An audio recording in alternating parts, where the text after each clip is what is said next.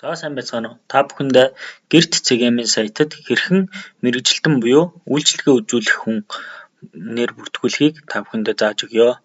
За юун түрүүнд та бүхэн Chrome дээрээсээ гэрт CGM гэж бичээд тухайн сайт руугаа нэвтэрнэ. За нэвтэрсний дараа бүртгүүлэх буюу энэ дээр харагдаж байгаа энэ товчон дээр дарна. Бүртгүүлэх товчон дээр дарсны дараа үйлчилгээ захиалах мэргэжилтэн болох гэсэн хоёр сонголт байгаа. Та бүхэн бол үйлчилгээ үзүүлэх хүн учраас мэргэжилтэн болох дээр дарна. За мэргэжилтэн болох дээр дарсны дараа та бүхэн нэр, утасны дугаар, имэйл хаяг, за мөн тэгээд хоёр удаа нууц үгээ бичээд энд choose file гэдэг дээр өөрийн профайл зургаа оруулж өгөөд за энд ямар банкны төрлөө сонгоод дансны дугаар, данс эзэмшигийнхаа нэрийг бичээд бүртгүүлэх төвчөн дээр дарснаар та бүхний мэйл хаяг руу confirm your sign up гэдэг ийм мэйл гэрт CGM-ээс очих байгаа. Энэ confirm your mail гэдэг энэ линкэн дээр дарснаар та бүхний бүртгэл баталгаажгаа гэсэн үг. За ингээд бүртгэлээ баталгаажуулсны дараа та бүхэн гэрт CGM сайт дээр нэвтрэх гэдэг энэ товчон дээр дарна.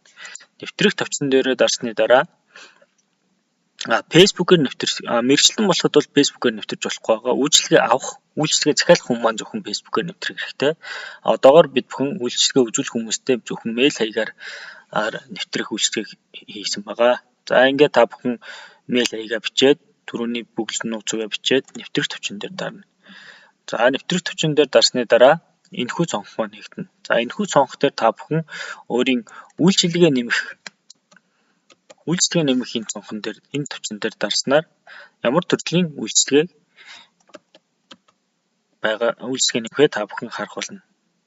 За эхлээд цэвэрлэгээ хариуцлага руу дотор заслуу үндсэн англиар сонгоод тэрний дараа гэрийн цэвэрлэгээ хүү, барилгын дараах цэвэрлэгээ юу, буудан материалаас угаалгуу, гипс угаалгуу аль төрлөө сонгоод за тэрэн дээр та бүхэн өөрийн одоо тим цэвэрлэгээ, ийм цэвэрлэгээ өөрийн хаягаа бичээд за тэрний дараа 1 м квадратад энгийн цэвэрлэгийг та бүхэн ямар үнээр хийх вэ?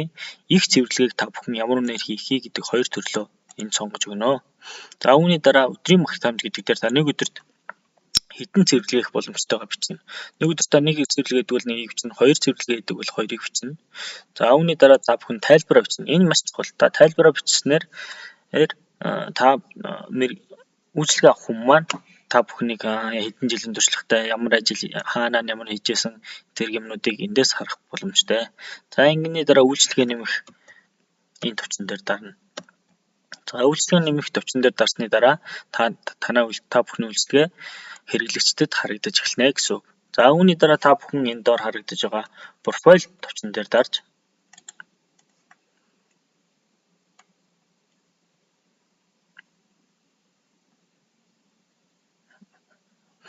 профайл төвчөн дээр дарснаар та бүхний оруулсан профайл зураг харагдаж байна. Банкны мэдээлэл харагдана. За танилцуулга харагдана.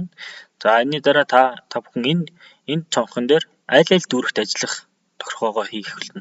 Ажиллахгүй дүүргийнхаа тохиргоог хийн мөн ямар өдөр ажиллах амрах өдрийнхөө тохиргоог хийгээд тухайн өдөр хэдэн цагаас эхлэх үү, хэдэн цагт дуусах уу гэдгээ хийгээд хэрвээ та ажлаа төр зүр хийхгүй завсарлаж байгаа тохиолдолд профайл итгэхгүй болохын төвчийг заавал сонгох ёстой болно.